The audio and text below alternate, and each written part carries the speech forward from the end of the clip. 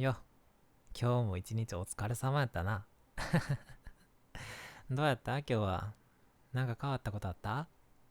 うまくいったこととか、うまくいかんかったこととか。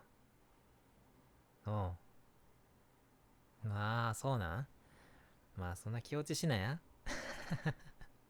うまくいったんやったらラッキーやけど、うまくいかんかったからって過度に落ち込む必要はないで。うん、そうや。だって自分なりによう頑張った結果そうなったんやからな。うん。もし自分でも頑張れてへんとこあったなって思うんやったらな、次につなげたらええねん、そんなんな。よしよし、ええかやな。ちゃんと君なりに頑張ってる結果やと思うで。うん。ようやっとると思うわ。毎日生きてるだけでも結構大変やからな。よしよし。落ち込みなや。んで、なんやろなんか溜め込みなや、あとな。うん。自分の中で悩まんと、ちゃんと人に話した方がええからな。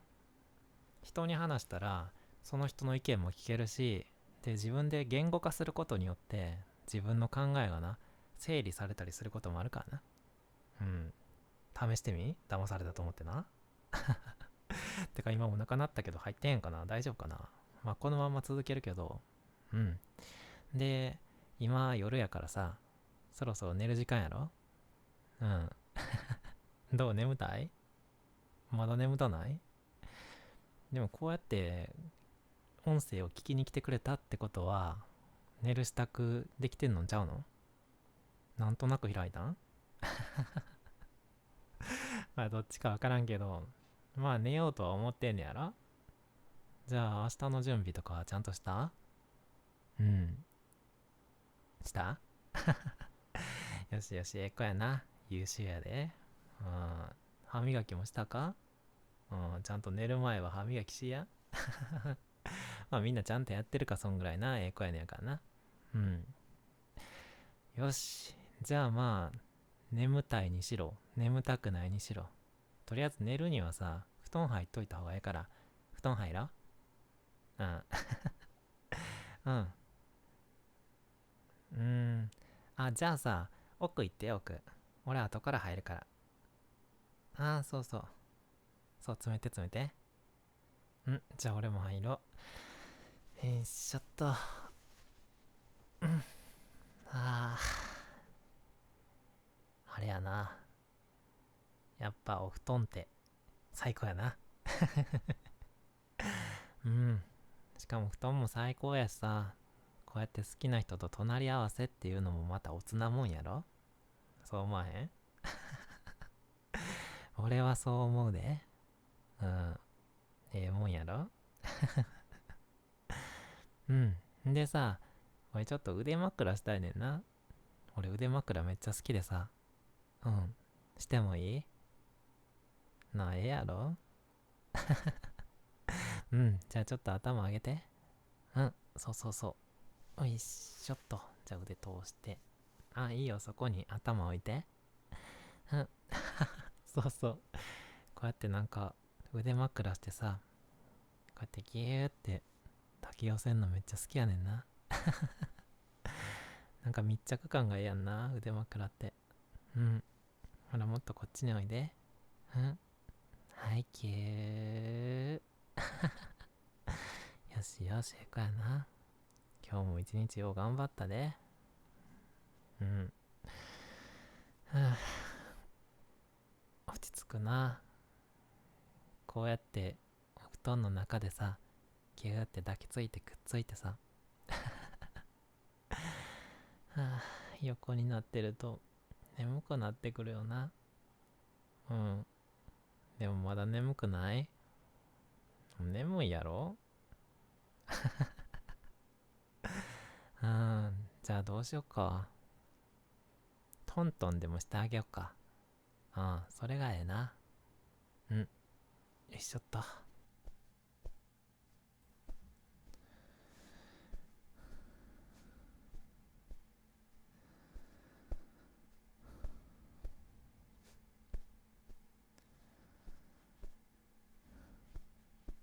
こんな感じでいい？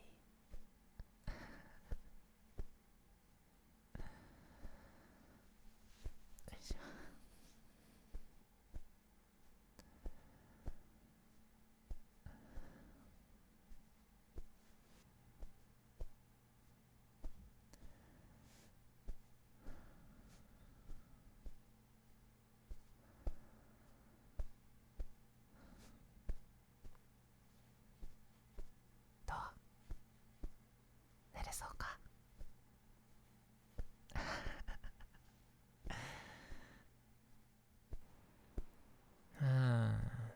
そうか。あんま寝つけそうにない？じゃあ、絵本でも読んだろか？うん。そう、絵本。せやろ？なんかちっちゃい子寝かしつけるみたいでよくない？こういうの。うん。読んであげるわ。話聞いとったら、無意識に眠くなってさ、寝てまうかもしれんやろ？うん。絵本っていい塩梅やからな。いろいろな。うん。じゃあ、睡眠読んであげるわ、睡眠。睡眠知ってる？うん。まあじゃあ読んでいくわ、とりあえずな。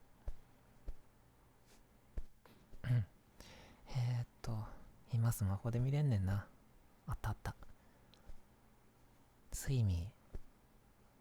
広い海のどこかに小さな魚の兄弟たちが楽しく暮らしていた。みんな赤いのに、一匹だけはカラス貝よりも真っ黒。泳ぐのは誰よりも早かった。名前はスイミー。ある日、恐ろしいマグロがお腹を空かせて、すごい速さでミサイルみたいに突っ込んできた。一口でマグロは小さな赤い魚たちを一匹残らず飲み込んだ。逃げたのはスイミーだけ。スイミーは泳いだ。暗い海の底を。怖かった。寂しかった。とても悲しかった。けれど、海には素晴らしいものがいっぱいあった。面白いものを見るたびにスイミーはだんだん元気を取り戻した。虹色のゼリーのようなクラゲ、水中ブルドーザーみたいな伊勢エビ、見たこともない魚たち、見えない糸で引っ張られている。ドロップみたいな岩から生えている昆布やワカメの林、うなぎ、顔を見る頃には尻尾を忘れているほど長い。そして風に揺れる桃色のヤシの木みたいなイソギンチャク。その時、岩陰にスイミーは見つけた。スイミーのとそっくりの小さな魚の兄弟たちを。スイミーは言った。出てこいよ。みんなで遊ぼう。面白いものがいっぱいだよ。小さな赤い魚たちは答えた。ダメだよ。大きな魚に食べられてしまうよ。だけど、いつまでもそこにじっとしているわけにはいかないよ。なんとか考えなくちゃ。スイミーは考えた。いろいろ考えた。考えた。それから突然、スイミーは叫んだ。そうだ。みんな一緒に泳ぐんだ。海で一番大きな魚のふりをして。スイミーは教えた。決して離れ離れにならないこと。みんなが一匹の大きな魚みたいに泳げるようになったとき、スイミーは言った。僕が目になろう。朝、冷たい水の中を昼の輝く光の中を、みんなを泳ぎ、大きな魚を追い出した。おしまい。と、寝れたか。起きてんの？こんなんじゃ寝れへん？なあ、そう。朗読ってどうなんやろな。初めてやってみたけどどうやった？個人的な感想としてはさ、うなぎっていうとこあったやろ？あそこさ、ちょっと間抜けっぽい喋り方なってんけど。うん。まあもともと賢そうな喋り方してへんけどさ。な？うん。せやな。どうしよっか。ほんまやったらさ、もう一個ぐらい絵本読んで、で、おしまいにしよっかなって思ったんやけど、うん。絵本2回っていうのもなんか、飽きが来そうじゃない？そういう問題じゃない？じゃあ2つ目はなんか、自分の話でもしよっか。エピソードトークって言うんかな。うん。まあちょうどいい塩梅のつまらん話するから寝れるんちゃう？まあ知らんけどな。うん。で、ここからさ、ちょっとめたい発言って言うんかな。なんかお芝居と関係ない感じで、まあ素のまんまで喋るんやけど、みんなモフオの年齢ってご存知ですかね？まあ、知ってる人は知ってんねんけど、実は32歳やねんな、今年でな。んで、まあ言ったらこの年齢っていうのは結構、もう結婚してる人はバンバン結婚してるわけやな。まあ20後半ぐらいから結婚ラッシュ入るんやけど、まあ言ったら生き遅れ気味なんやけど、そんな中で自分の周りの友達も結構結婚してない人が多いんやけどな。で、安心しとったら、この前友達が結婚したんよ。で、この前って言っても、まあ結構前やな、もう2年ぐらい前か。ちょうどなんかこのコロナウイルスとか流行る前のことやったから、それぐらいに多分結婚したんかな。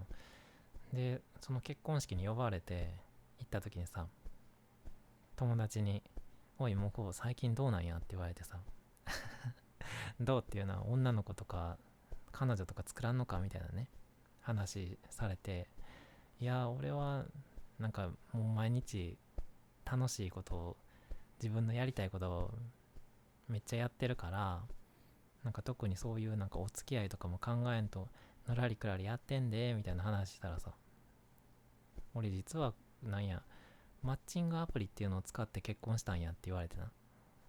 もうここ数年流行ってるからみんなも結構知ってる子多いと思うんやけど、言うたらなんか婚活アプリみたいなのがあって、それでなんか自分の友達は結婚できたらしいねんか。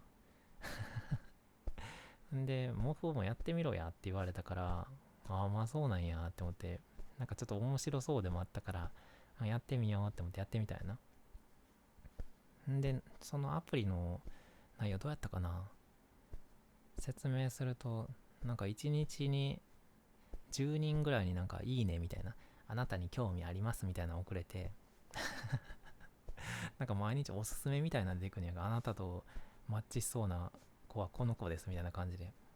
で、なんかいいねを押して、相手もんでそのいいねに対していいなと思ったらなんかいいねもらえて、で、そしたらメッセージのやり取りができるみたいなアプリやったんやけど、で、その時にな、一人なんかみんな、まあ AKB っていう名前は知ってると思うんやけど、横山由依ちゃんってわかるかな？ AKB にいた。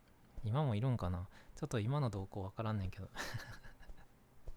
にそっくりな女の子とマッチしたんよ。うん。え、AKB の横山由依にそっくりやんって思ってさ、しかもその時、横山由依ちゃんめっちゃ好きでな。うん。ラッキーって思って、んで、なんか、しかも会いましょうっていう話になってんやんか。いろいろメッセージのやり取りしたら気合うみたいな感じになってな。で、京都水族館に行こうっていう話になったんやな。関西の子やったら知ってるかな。で、京都水族館の近くの駅で待ち合わせしましょうみたいな話になって、で、デート当日になってな。で、その駅に行ったんよ。そしたら連絡来て、ごめんなさい、私30分ぐらい遅れますってさ、その横山由依ちゃんにの女の子から連絡来てな。遅刻か。まあまあまあ、でも遅刻なんか自分もするかもしれんからな。全然いいですよって言ってさ、30分、その駅の改札の前で待っとって、そしたら連絡が来て、着きましたって連絡が来たんよ。あ、横山由依の到着やでとか思いながらさ、内心な。改札の前で、なんかちょっとウキウキしながら待っとったら、そう、改札を通ってきたのが、全く横山由依ちゃんじゃなかったん。お家を行ったらな。もう金髪のロングヘア、ほんとなんか腰ぐらいまであるぐらいのロングヘアで、前髪パッツンで、で、見た目っていうかファッションがなんかパンクロッカーみたいな感じの、めっちゃかっこいい派手な女の人が来たんよ。どうも、はじめましてって言った瞬間ちょっと凍りついたけど、全然ちゃうやんとか思ってさ、横山由依ちゃんに会えると思ったからな。そしたら、ごめんなさいね、遅刻してって言って。でも私結構友達と会う時も遅刻するのがまず普通なんですよとか言ってさ、見た目もそうやし、なんかキャラもすごい濃い人来たとか思ってさ、内心な。で、まあ、見た目のことを突っ込みたかったけどさ、さすがに面と向かっていきなりさ、全然写真とちゃいますねっていうの失礼やからさ、ちょっとワンクッション置いて歩きながらさ、会話挟みつつ、そういえば写真と雰囲気変わりましたねみたいな、結構柔らかい感じで聞いたよな。髪の色も違うし、髪の毛の長さも全然ちゃいますねみたいな話したら、確かにあれ結構前の写真やからなみたいな話して、私って結構気分で髪型めっちゃ変えるし、髪の色も結構変えるんやんかとか言ってさ、そうなんやみたいな。まああんま女の子の生態自体わからんから、なんかそういう子もおるんかなとか思いながらね、歩いてたんやけど、皆さん模倣ってどんなタイプの人間かって想像してる？まあ分かりやすく言えば、なんやろ、職場でも学校でもおとなしい男の子を想像して、クラスにいるおとなしい喋らんような、それ大体模倣やからさ。そう、なんかおとなしい、なんかちょっとなんやろ、奥ゆかしい感じの男と、パンクロッカー調のめっちゃ派手でかっこいい感じの女の人が歩いてるって想像してみ。なんか光景としては異様な光景やろ。で、まあ京都水族館着いて、水族館ってイルカショーとか見るやんか。でイルカショーって言うたら、なんかお姉さんとかお兄さんがさ、はいじゃあみんな手叩きましょうねとか言って手叩かせたりとかするやん。催促っていうんかな、手拍子の。で自分も手叩こうと思った瞬間、ちょっとチラッと横見たんよ。そしたらさ、そのパンクロックお姉さんが腕組んで足組んでな、なんかちょっとお姉様っぽい感じで座ってて、で、私こういうノリあんま好きじゃないんやわとか言ってさ、もう叩こうとした手をスッて下げてさ、確かにこういうノリって苦手な人もおるやんなみたいな話しててな、波長を合わせながらちょっと顔色を伺いながらさ、デートしとったんやけど、でなんか京都水族館ごまアザラシやったかな、ごまアザラシの水槽の前でご飯食べれるようなスペースがあんねんな。ちょっと飲み物飲んだりとかで、そこで座って喋ってたんやけど、ごまアザラシ可愛いなと思ってさ、ごまアザラシってめっちゃ可愛いやんな。幸せそうな顔してるもんな、なんかな、癒されるみたいな。まあそういう話もしながら、まあなんかその話を聞いてみると、そのお姉さんは決してなんか悪い人ではなくてな。悪い人ってなんやねんって話かな。しかも向こうからしたらこっちが変わってる人間やからな。どっちが変わってるかなんて分からへんねんけど、どっちが普通とかな。それはただのなんやろ、決めつけやからな。主観的なっていうかな。まあなんか話聞いとったら、実は学生時代はずっと家に引きこもっとって、まあ学校にも行かんかったりとかして、今でも人になんか自分の心の内の、なんていうのかな、思いとか、そのままの自分を出すのがすごく苦手で困ってるっていう話とかもしてくれてな、なんか喋っとったわな。へえ、人って見た目によらずっていうか分からんもんやなって思ってな、やっぱ人って見た目じゃないねんなって思ってな、その時な。こういうなんか言うたら自分の見た目だけで判断したらさ、もうなんか自分のやりたいスタイルを貫いてるかっこいい女の人みたいな感じやんか、言うたらな。でも喋っていくと、結局は何やろう、見た目はこんなにギャップがあるけど、あんまり自分と変わらへん一人の人間っていうんかな、なんかそういう等身大の女の子なんやなって思ってな。なんか仰々しい言い方やけどさ、今の。っていう風に感じたよな。で、まあ、水族館デート自体は楽しく終わって、じゃあ最後晩ご飯でも食べて帰ろうかみたいな話になってさ。で、実はもうこうあんまりそうやってなんか知らない女の人と急にデートするみたいな経験あんまなくてさ。めっちゃマナーみたいな調べたんよ。なんか男がするべきことみたいなさ、女性とデートするときに。そしたらなんかほんまか知らんねんけどさ、なんか男が店を決めて予約入れるべきみたいな書いてあってさ、その時見たサイトにね。ほんまかとか思いながらさ、なんか予約入れて、なんか食事、僕が予約したお店で食べましょうみたいな話したんよ。そしたらそのパンクロックお姉さんがさ、え、君そんなことまでやってんのとか言ってさ、私今までいろんな人と会ってきたけど、なんかそのお姉さんは、まあほんまそんなことやったらあかんで。